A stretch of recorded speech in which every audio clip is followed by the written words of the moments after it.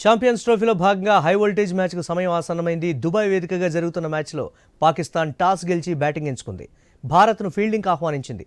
అయితే బంగ్లాదేశ్తో కాస్త కష్టపడినా భారత్ బోణి కొట్టింది. మ్యాచ్ ప్రాక్టీస్ లభించింది. పిచ్ పైన భారత ప్లేయర్లకు అవగాహన వచ్చింది.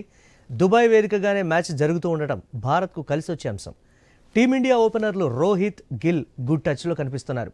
అయ్యర్, రాహుల్, అక్షర్లతో మిడిల్ ఆర్డర్ స్ట్రాంగ్గా కనిపిస్తోంది. ఆల్రౌండర్లుగా హార్దిక్, జడేజా రాణిస్తున్నారు. ఇక బంగ్లాతో మ్యాచ్లో 5 ఫర్ సాధించి షమి ఊపు మీద కనిపిస్తున్నాడు.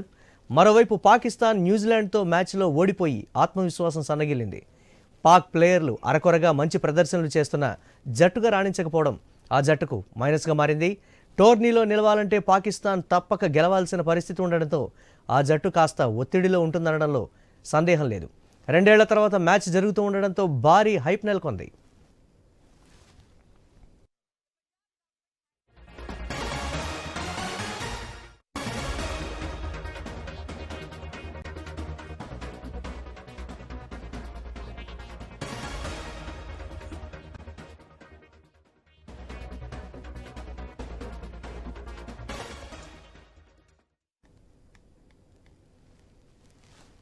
హై వోల్టేజ్ మ్యాచ్కు సమయం ఆసన్నమైంది. ఈ నేపథ్యంలో పాకిస్తాన్ టాస్ గెలిచి బ్యాటింగ్ ఎంచుకున్నటువంటి ప్రస్తుత పరిస్థితి ఉంది. ఆ పిచ్ మీద బ్యాటింగ్ ఏ విధంగా ఉంటుంది, ఎంత స్కోర్ ఎక్స్పెక్ట్ చేయొచ్చు, వీటికి సంబంధించి మరిన్ని అప్డేట్స్ వివేక్ గారు, స్పోర్ట్స్ అనలిస్ట్, ఫోన్ లైన్లో అందుబాటులో ఉన్నారు.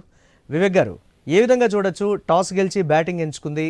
సో బ్యాటింగ్ మీద అంత నమ్మకంతో ఎంచుకుంది అనుకోవచ్చా, లేకపోతే పిచ్ మీద వాళ్ళకు ఉన్నటువంటి అవగాహన అంటారా, లేకపోతే భారత్ మొదటి ఇన్నింగ్స్లో ఎలాగో తక్కువ స్కోరే చేయగలిగింది కాబట్టి మొదటి మ్యాచ్లో, సో అలానే వాళ్ళని తక్కువ స్కోర్కే కట్టడి చేయగలమనేటువంటి ఒక కాన్ఫిడెన్స్తో టాస్ గెలిచి బ్యాటింగ్ ఎంచుకుంటుందన్నారు, ఎలా చూడాలంటారు? మ్యాచ్ అండి అది, ఎందుకంటే ఇండియాకి కూడా అది ఫస్ట్ మ్యాచ్, చాలా రోజుల తర్వాత దుబాయ్ లో ఆడుతున్నారు కాబట్టి దీన్ని మనం కంపేర్ చేయలేము. కానీ పాకిస్తాన్ మాత్రం సాహసం చేసిందనే అనాలి. ఎందుకనంటే వాళ్ళు ఇప్పటి వరకు ఆడిన న్యూజిలాండ్ మ్యాచ్, వాళ్ళు ప్రాక్టీస్ మ్యాచ్ అన్ని కూడా అక్కడే ఆడారు, ఇక్కడ పాకిస్తాన్ లో. కానీ రాగానే ఇక్కడ బ్యాటింగ్ ఎందుకు తీసుకున్నారో అది కొంచెం డిఫరెంట్ గానే కనిపిస్తుంది. కానీ ఇండియా కూడా, రోహిత్ శర్మ కూడా అదే చెప్పారు, నేను టాస్ గెలిస్తే కూడా నేను ఫీల్డింగే తీసుకునేవాడిని, సో నాకు ప్రాబ్లం అయితే ఏం లేదు అని చెప్పి. సో ఇండియా అంత ఈజీగా ఏం మ్యాచ్ జరగలేదు ఫస్ట్ మ్యాచ్. సో ఇక్కడ మాత్రం ఖచ్చితంగా పాకిస్తాన్ కి ఇది ఒక డిఫరెంట్ కాల్ అని చెప్పాలి. మళ్ళీ ఇంకా వాళ్ళకు ఒక దెబ్బ ఏంటంటే ఫకర్ జమాన్ లేడు, ఇమామ్ వచ్చాడు. సో ఒక సాహసం చేశారు. అండ్ వాళ్ళని మాత్రం ఇండియన్స్ ఖచ్చితంగా ఒక 250 లోపు కట్టడి చేస్తేనే మ్యాచ్ ఈజీగా ఉంటుంది ఇండియాకి. 250 పైన ఏ స్కోర్ చేసినా కూడా అది 350+ చేసిన స్కోర్ కి ఈక్వల్ గా అవుతుంది పిచ్ మీద. అంటే దీనికి సంబంధించి పాకిస్తాన్ బ్యాటింగ్ ఆర్డర్ను ఒకసారి చూసుకుంటే ఎంతవరకు సక్సెస్ అయ్యేటువంటి ఛాన్సెస్ ఉన్నాయి? బాబర్ ఆజం మేబీ డౌట్ అనేటువంటి సిచ్యువేషన్సే కనిపిస్తున్నాయి. కాబట్టి బ్యాటింగ్ ఆర్డర్ అంటే భారత్ బౌలింగ్ని ధీటుగా ఎదుర్కోగలమనే ఒక కాన్ఫిడెన్స్తోనే పాకిస్తాన్ తీసుకుందనుకోవచ్చా బ్యాటింగ్? ఖచ్చితంగా అండి. బాబర్ ఆజం ఆల్రెడీ ఇప్పుడు ప్లేయింగ్ లెవెల్ లో చూసుకున్నట్టయితే బాబర్ ఆజం అయితే ఉన్నాడు.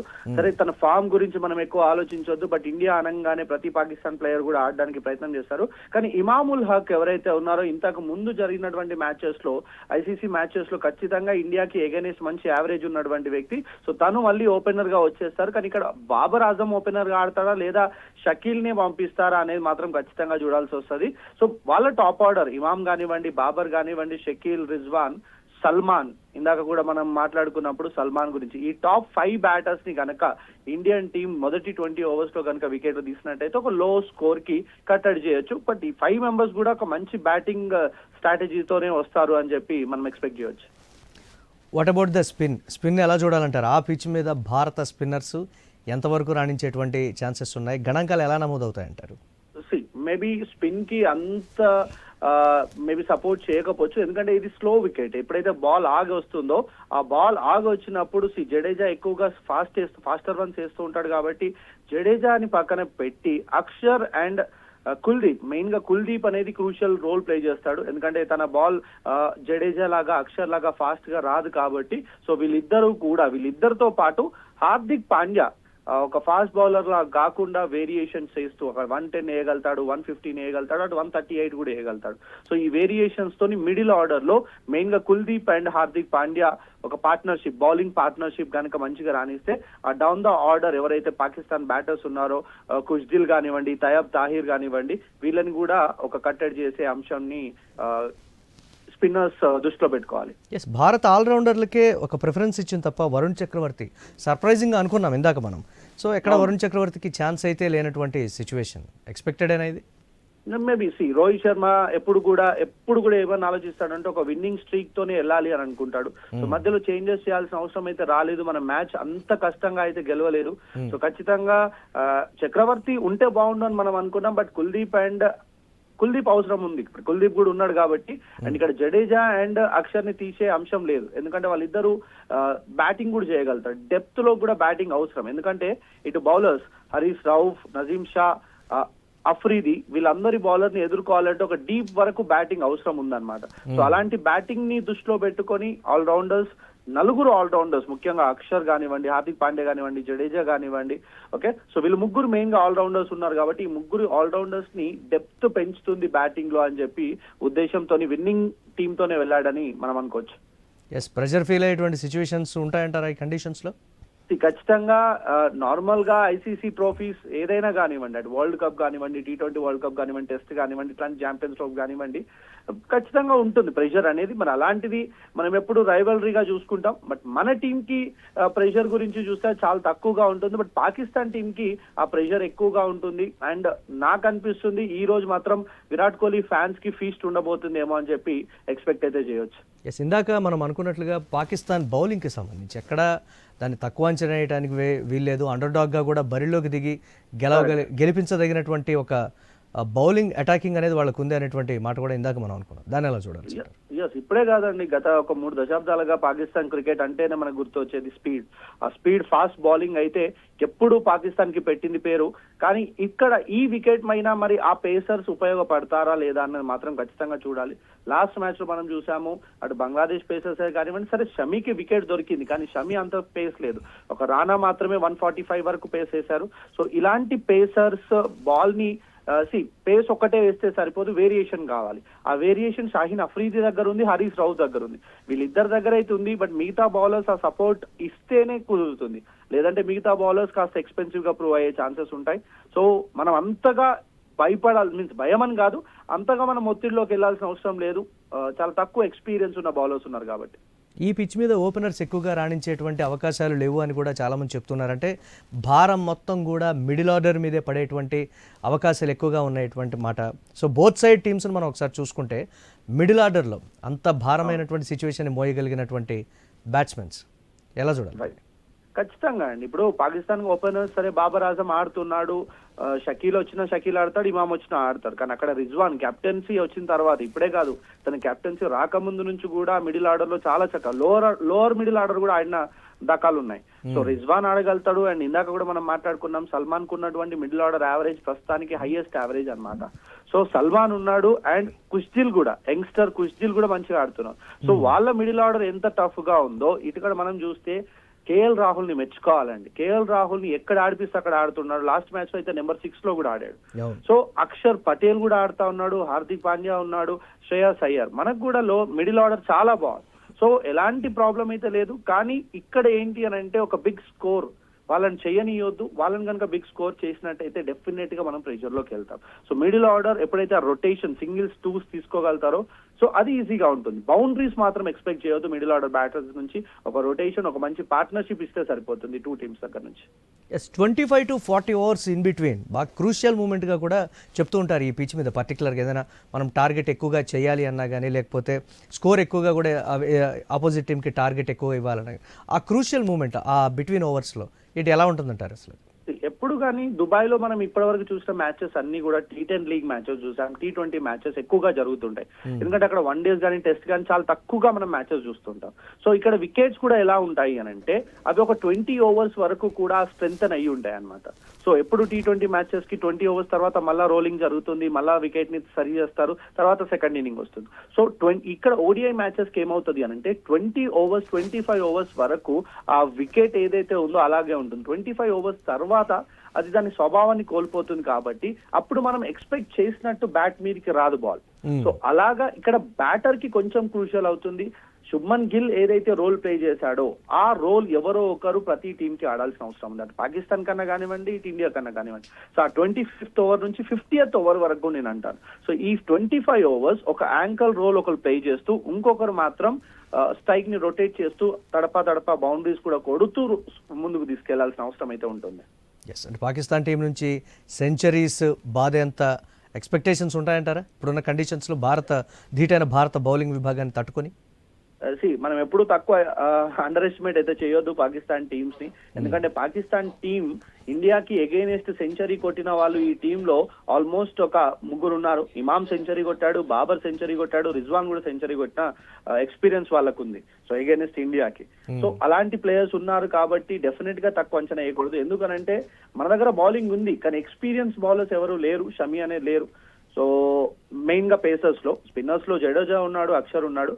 కానీ అలాంటి సెంచరీస్ రావు అని ఒక ఇండియన్ ఫ్యాన్ గా అయితే నేను కోరుకుంటున్నాను. సో రావద్దనే ఆశిస్తా ఉన్నాను.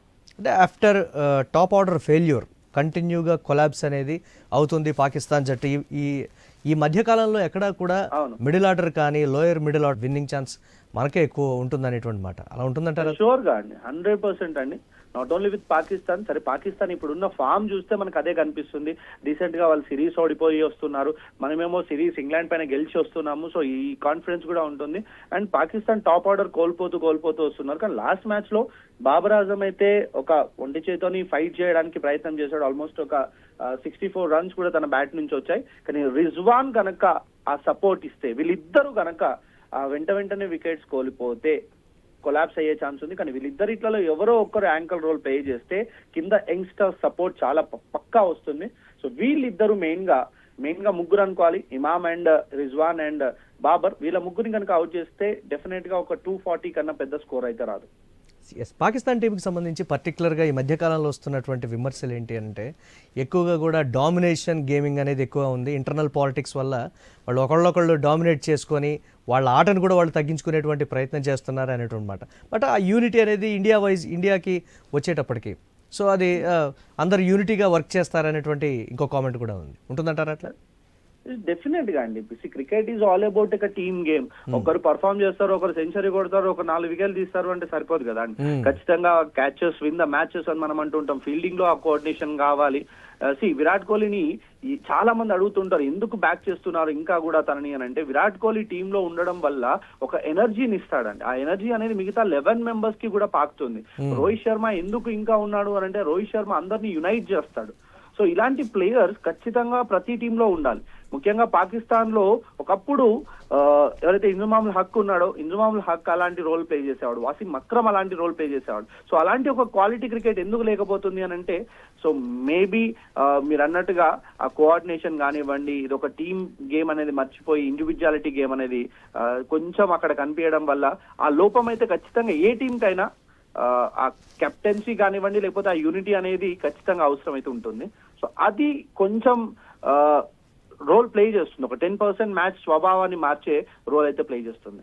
ఎస్, మనం ఇందాక అనుకున్నట్లుగా డెత్ ఓవర్స్ అనేది చాలా కీలకంగా మారుతూ ఉంటాయి బోత్ టీమ్స్కి. డెత్ ఓవర్స్లో బౌలింగ్ కానీ లేకపోతే బ్యాటింగ్ కానీ బలాబలాలకు సంబంధించి ఏం చెప్తాను మీరు? Coming to Indian death overs bowling, ఎందుకంటే ఇండియా ఫస్ట్ బౌలింగ్ చేస్తుంది కాబట్టి ఆ డెత్ ఓవర్ బౌలర్స్ లో మనకి 3 ఫాస్ట్ బౌలర్స్ ఉన్నారు. సో 3 ఫాస్ట్ బౌలర్స్ ని కూడా మన హార్దిక్ పాండ్యాని మిడిల్ ఓవర్స్ లోనే ఎక్కువ యూజ్ చేస్తారు. సో మాక్సిమం మనం డెత్ ఓవర్స్ వరకు వెళ్లకుండా ఆల్అౌట్ చేసే ప్రయత్నమే జరుగుతుంది. ఒకవేళ డెత్ ఓవర్స్ లో వెళ్ళినా కూడా మనకి షమి అండ్ నితీష్ రాణా కూడా వేయగలుగుతారు. అండ్ ఇదే దుబాయ్ లో ఎన్నో సార్లు మనకు ధోని కెప్టెన్సీలో చూసాము, విరాట్ కోహ్లీ కెప్టెన్సీలో కూడా చూసాము, స్పిన్నర్స్ ని యూజ్ చేసుకున్నారు. సో స్పిన్నర్స్ ని కూడా యూజ్ చేసుకోవచ్చు, నాట్ ఏ బిగ్ ఇష్యూ. ఎందుకు అని అంటే పాకిస్తాన్ లో ఫినిషర్స్ లేవు. ఒకప్పుడు అఫ్రీది ఉంటుంది, షాహిద్ అఫ్రీది ఉంటుండే ఆ లాస్ట్ 10 balls 15 balls లో కూడా 30-40 రన్స్ చేయడానికి. సో అలాంటి ఒక ఫినిషర్స్ ఇక్కడ పాకిస్తాన్ టీమ్ లో కనిపించట్లేదు కాబట్టి సో డెత్ ఓవర్ వరకు కూడా వెళ్తుంది. And again coming to Indian batters కి పాకిస్తాన్ బ్యాటర్స్ కి చూసినట్టయితే, ఇండియన్ బ్యాటర్స్ కి డెప్త్ ఎక్కువ ఉంది.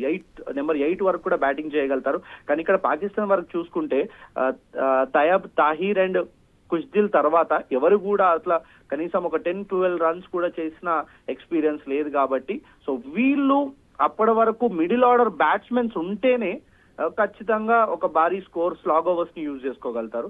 కానీ మంచి బౌలింగ్, షమి కూడా డెప్త్ ఓవర్స్ చేయగలుగుతాడు, రాణా కూడా డెప్త్ ఓవర్స్ చేయగలుగుతారు.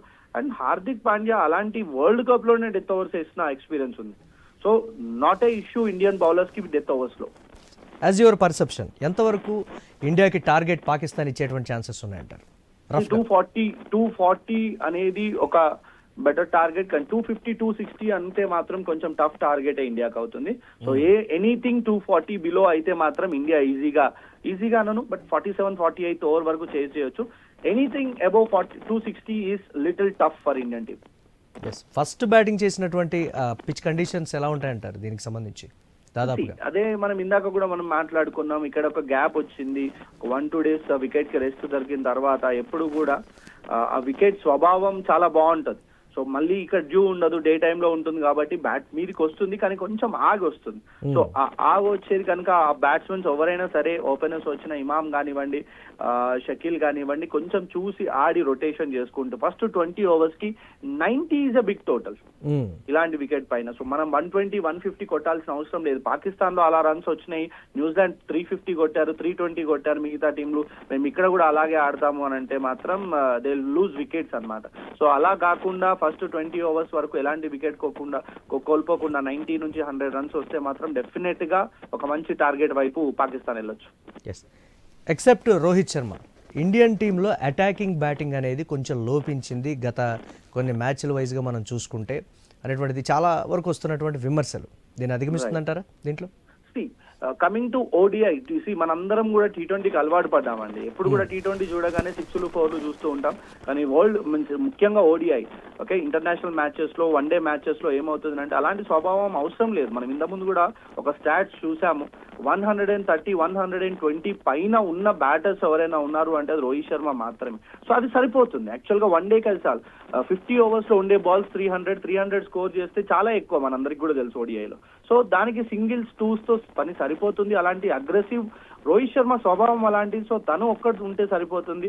కింద Virat Kohli and KL Rahul and Gill వీళ్ళు ఆ యాంకర్ రోల్ ప్లే చేసి డబుల్ సింగిల్స్ 4s వస్తే వన్ డేలో సరిపోతాయండి. సో ఆ వన్ డేలో ఆ 280-270 కూడా బిగ్ స్కోర్. సో 240 కొట్టాలి అన్నా కూడా బిగ్ స్కోర్ అవుతుంది. సో దాన్ని రొటేషన్ చేసుకొని ఇదే స్వభావంతో ఆడితే సరిపోతుంది. అగ్రెసివ్ అనేది అస్సలు కూడా ఒక ప్లేయర్ కి ఈ వన్ డేలో అనవసరం అని చెప్పి నేను అనుకుంటున్నాను. ఓకే, థ్యాంక్ యూ వివేక్ గారు.